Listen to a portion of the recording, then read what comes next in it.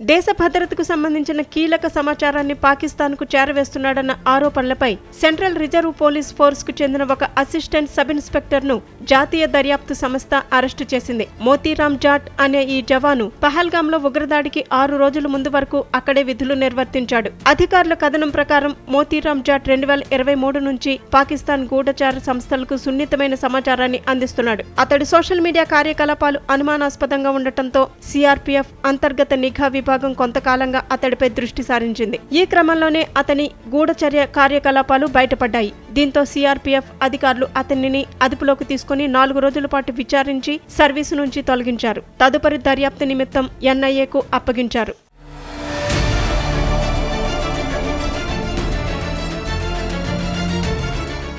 Motiram Jat social media వేదికగా పాకిస్తానీ హ్యాండర్లతో నిరంతరం సంప్రదింపులు జరిపినట్లు ఎన్ఐఏ ప్రాథమిక విచారణలో తేలింది. ఈ గూఢచర్యం ద్వారా అతడు లక్షల రూపాయల మొత్తాన్ని అందుకున్నాడని, ఆ డబ్బును తన భార్య బ్యాంకు ఖాతాకు బదిలీ చేసుకున్నట్టు అధికారులు తెలిపారు. మన సైనిక బలగాల రహస్య ఆపరేషన్లు, వ్యూహాత్మక ప్రాంతాల్లో భద్రతా దళాల మోహరింపు వంటి అత్యంత కీలకమైన సమాచారాన్ని అతడు పాకిస్తాన్కు చేరవేసినట్లు ప్రాథమికంగా నిర్ధారించారు.